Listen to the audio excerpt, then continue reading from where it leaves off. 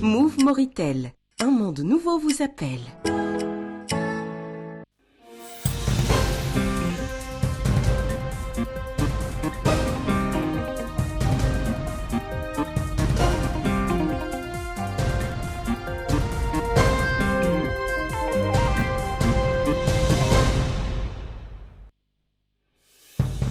Le Premier ministre préside la réunion ordinaire du comité ministériel chargé du suivi de la mise en œuvre des grands projets.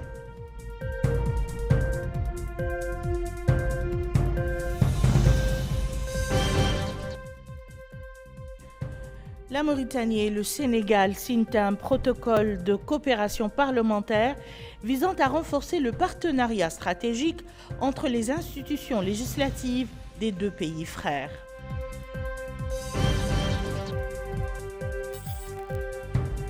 La ministre des Affaires sociales et le ministre chargé du secrétariat général du gouvernement supervisent le lancement d'une campagne de terrain à Nouakchott visant à protéger les enfants circulant la nuit dans les rues et les zones à risque.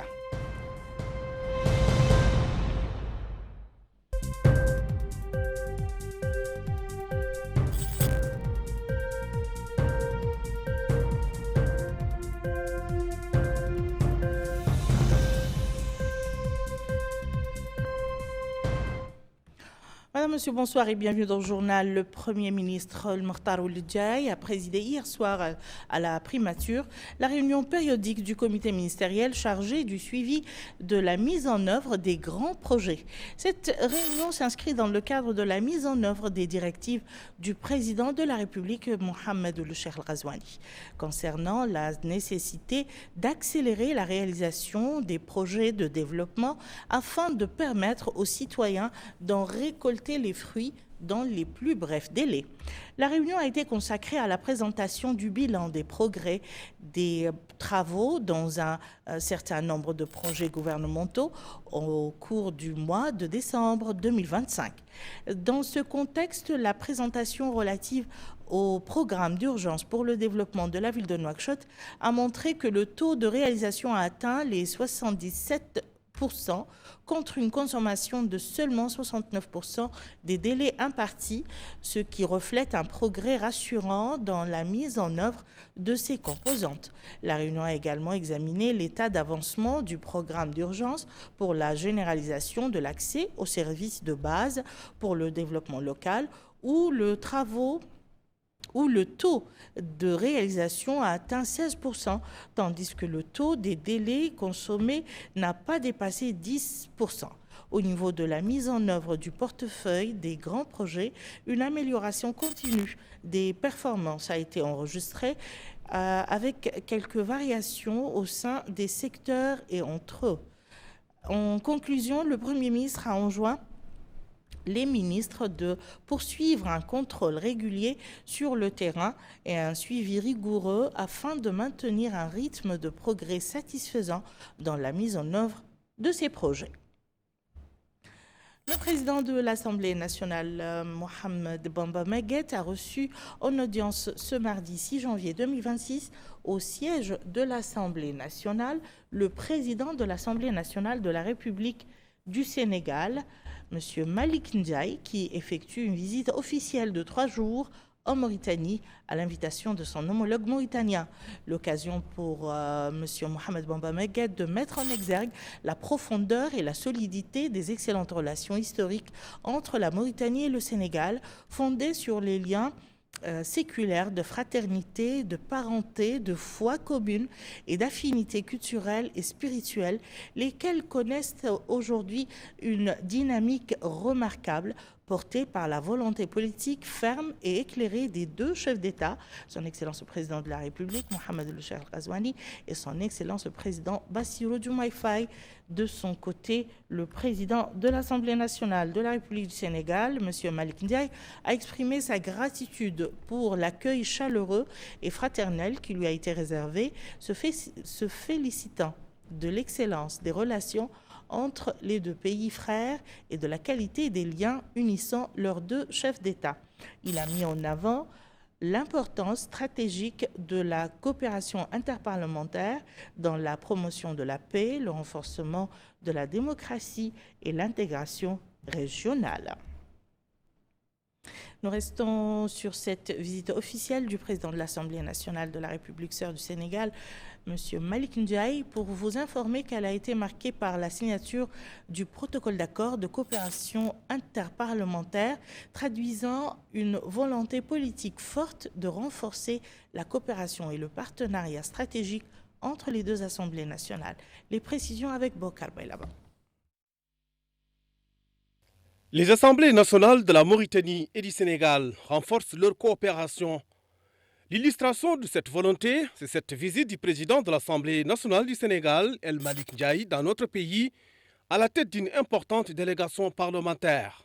Et dans son allocution, le président de l'Assemblée nationale, Mohamed Bembe Meguet, a souhaité la bienvenue à son hôte et à la délégation qui l'accompagne, mettant en exergue la profondeur et la solidité des excellentes relations historiques entre la Mauritanie et le Sénégal, fondées sur des liens séculaires de fraternité, de parenté et d'affinité culturelle et spirituelle.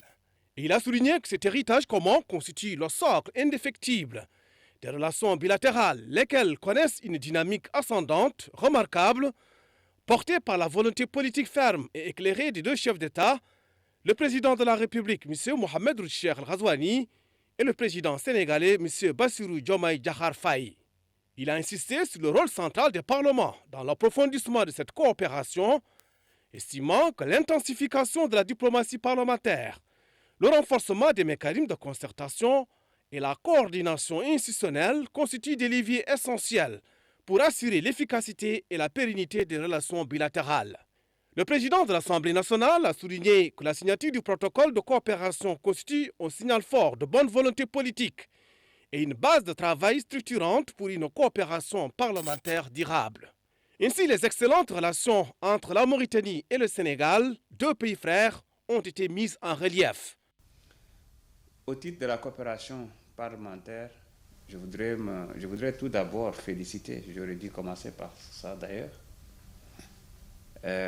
mon cher frère, pour l'accueil chaleureux qui m'a été réservé, ainsi qu'à ma délégation.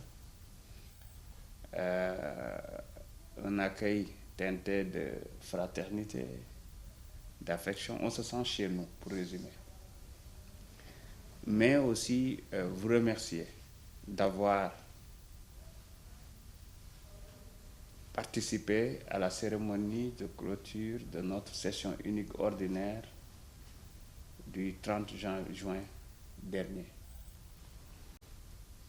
Et depuis ce jour, on a gardé d'excellentes relations et on avait aussi promis d'effectuer une visite officielle pour renforcer les relations qui lient nos deux institutions, mais aussi pour renforcer la diplomatie parlementaire de façon globale, particulièrement au niveau de l'Afrique de l'Ouest.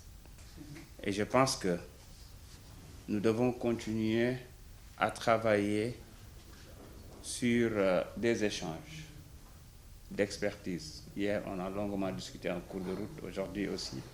Essayer de voir de part et d'autre ce qui se fait afin de s'améliorer, parce que nous sommes tous inscrits dans l'amélioration continue et c'est très important. Mais surtout, moi je fais partie de ceux qui pensent que les parlements constituent des ponts entre les peuples, parce que nous sommes les représentants légitimes des peuples. Donc plus il y a ce brassage-là, plus il y a cette coopération entre nos institutions, plus nos peuples, en tout cas, vont continuer à être ensemble. Cette visite officielle a été également marquée par la signature du protocole d'accord de coopération interparlementaire, traduisant ainsi une volonté politique forte de renforcer la coopération et le partenariat stratégique entre les deux parlements. La délégation a en outre visité la chaîne parlementaire, dont la mission est de couvrir les activités parlementaires, les séances plénières, les débats, le travail des commissions, ce qui leur a permis de mieux comprendre l'importance de la chaîne et son rôle dans le rapprochement de cette institution des citoyens. L'autre visite s'était passée dans la grande salle des séances plénières. Sur place, la délégation a été édifiée sur le fonctionnement du Parlement ainsi que son rôle dans le système démocratique. L'Assemblée nationale a approuvé ce mardi, sous la présidence de M. Hassan Cheikh Bah, son vice-président, un projet de loi autorisant la ratification de l'accord de financement signé le 27 juillet 2025 entre la République islamique de Mauritanie et l'Association internationale de développement, lequel accord est destiné à financer le projet d'intervention régionale pour l'apprentissage et la coopération dans le domaine de l'éducation dans la région du Sahel. Bokar Belaba toujours. Le projet de loi vise à renforcer les capacités de gestion du système éducatif et élargir les opportunités d'accès à l'éducation pour les jeunes vulnérables.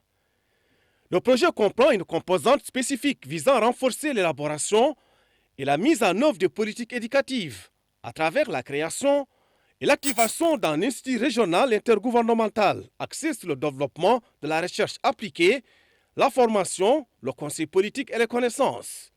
Il comprend également une autre composante visant à développer des parcours éducatifs flexibles et efficaces pour les jeunes vulnérables.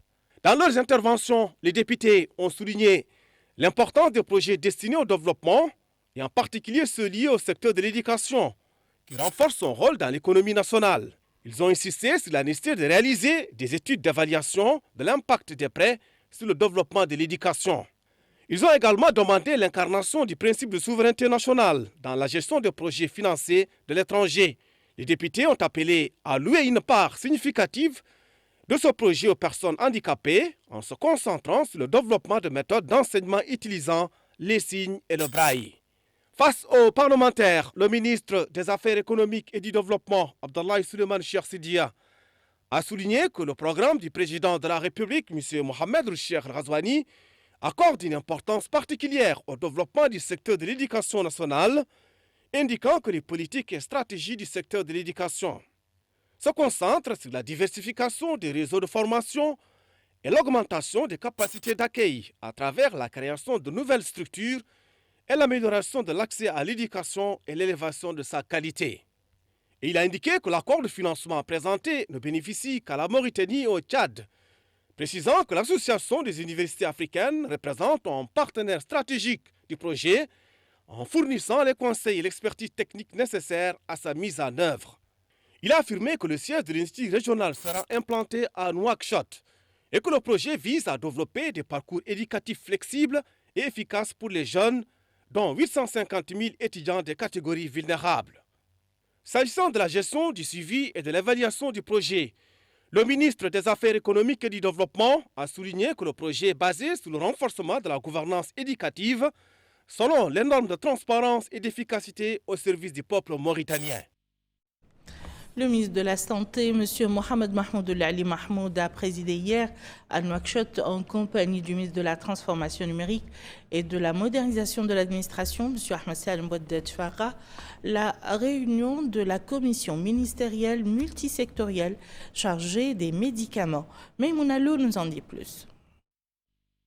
Améliorer la qualité et le contrôle des médicaments et lutter contre le marché parallèle. Tel est l'objectif de cette réunion présidée par le ministre de la Santé, Mohamed Mahmoud Eli Mahmoud. Dans son allocution, il a précisé que la commission chargée des médicaments tient 2 réunions par mois. La première au siège du Premier ministère sous la présidence du Premier ministre, Mokhtar Ould Diaye, et la seconde dans les locaux du ministère de la Santé afin de suivre la mise en œuvre de la feuille de route sur la réforme du secteur des médicaments dans le pays. Il a ajouté que cette réunion était consacrée au suivi des conclusions de la dernière réunion qui s'est articulée autour de 11 recommandations, dont 8 au niveau du ministère de la Santé et 3 au niveau des autres secteurs. Durant cette réunion, un certain nombre de sujets ont été abordés, le contrôle du secteur pharmaceutique, la situation de la Société centrale d'achat de médicaments et de fournitures médicales, entre autres. Par ailleurs, le ministre de la Santé, Mohamed Ahmed Mahmoud, et le ministre de la Transformation numérique et de la modernisation de l'administration ont présidé aujourd'hui la réunion périodique du comité ministériel multisectoriel chargé de la réforme hospitalière. La réunion, qui a porté sur le bilan des ateliers de réforme hospitalière, a permis d'aborder plusieurs sujets clés, notamment la numérisation des hôpitaux, l'amélioration de la gestion des ressources humaines, le renforcement des mécanismes de gestion et de maintenance régulière des équipements médicaux, ainsi que l'examen du projet de loi sur les hôpitaux, qui est une phase finale d'élaboration. Les questions d'hygiène hospitalière et de qualité des soins offerts aux citoyens ont également été discutés.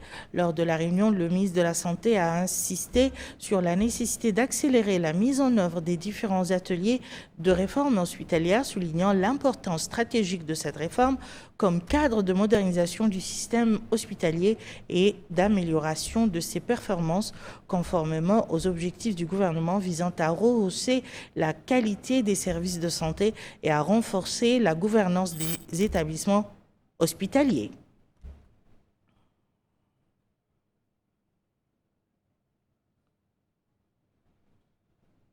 La ministre du Commerce et du Tourisme, Mme Zainab Mtahmedna, et le ministre de l'Agriculture et de la Souveraineté alimentaire, M. Sidi Ahmed Lebou, se sont réunis au ministère du Commerce afin de préparer le mois sacré du Ramadan. La réunion a porté sur les préparatifs des expositions organisées à l'occasion du Ramadan par le gouvernement l'année dernière, notamment sur les modalités d'organisation d'approvisionnement et de contrôle des prix. La seconde partie de la réunion a été consacrée à des échanges avec les agriculteurs, producteurs et fournisseurs locaux. La disponibilité des produits locaux, tant en termes de quantité que de qualité, a été également abordée dans le but de garantir un marché fluide et des produits de haute qualité à des prix abordables pour les ménages à faible revenu.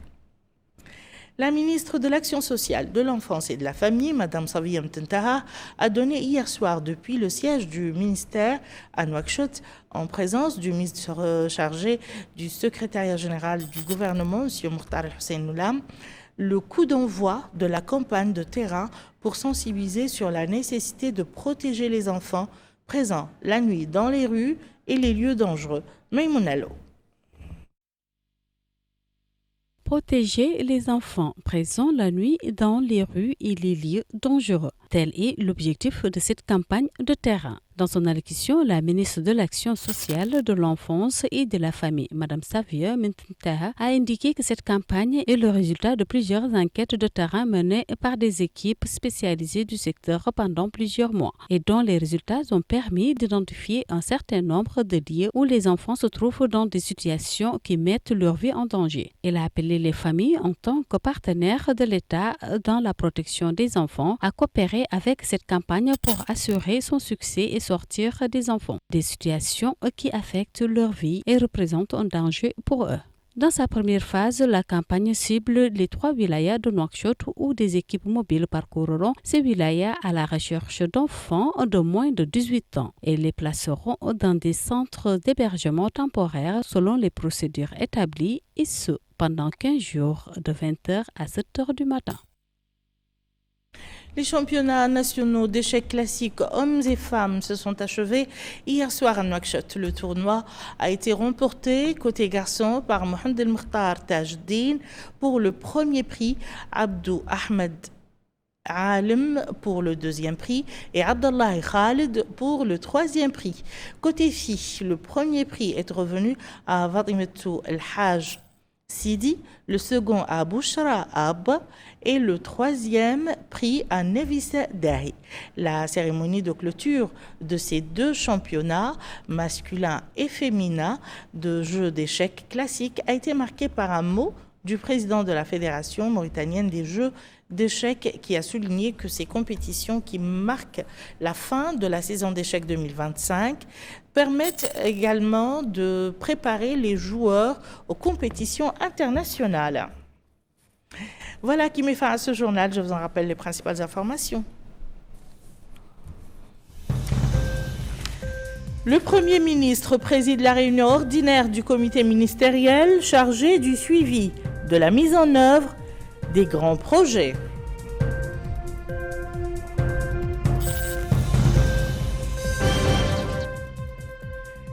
La Mauritanie et le Sénégal signent un protocole de coopération parlementaire visant à renforcer le partenariat stratégique entre les institutions législatives des deux pays frères. Et la ministre des Affaires sociales et le ministre chargé du secrétariat général du gouvernement supervisent le lancement d'une campagne de terrain à Nouakchott visant à protéger les enfants circulant la nuit dans les rues et les zones à risque.